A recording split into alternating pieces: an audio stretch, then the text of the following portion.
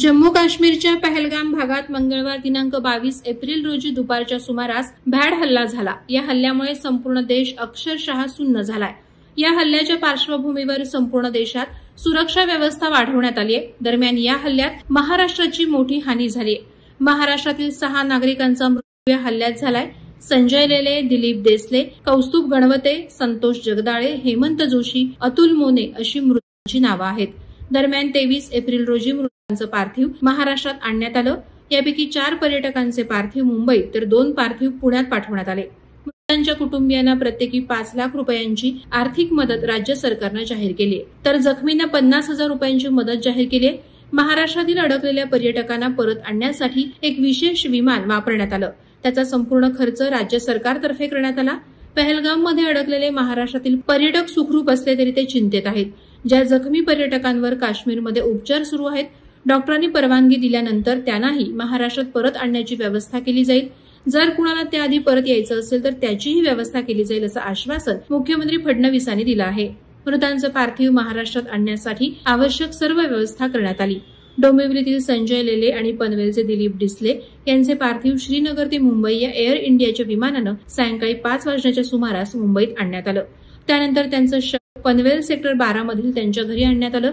पनवेलचे रहिवासी असलेले दिलीप देसले यांचं दुःखद निधनानं परिसरात शोककळा पसरली आहे। त्यांची अंत्ययात्रा अत्यंत शोकाकुळ वातावरणात काढण्यात आली। यावेळी त्यांचे नातेवाईक, मित्रपरिवार, राजकीय मान्यवरांसह सामान्य नागरिक त्यांना शेवटचा निरोप देण्यासाठी उपस्थित होते। दिलीप देसले यांच्यावर पोधी गावातील स्मशानभूमीमध्ये अंत्यसंस्कार करण्यात आले।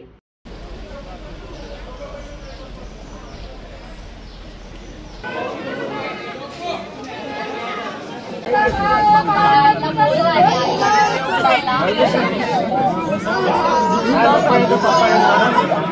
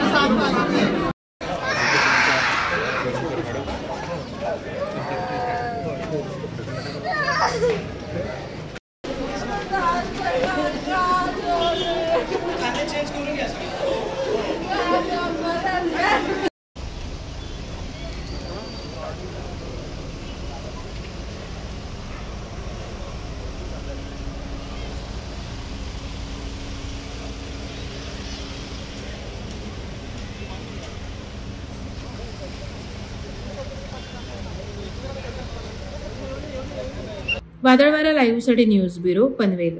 नवी मुंबई व रायगड जिल्ह्यातील ताज्या बातम्या आणि घडामोडींसाठी सबस्क्राईब करा वादळवारा लाईव्ह चॅनल आणि दाबा बेल आयकॉन।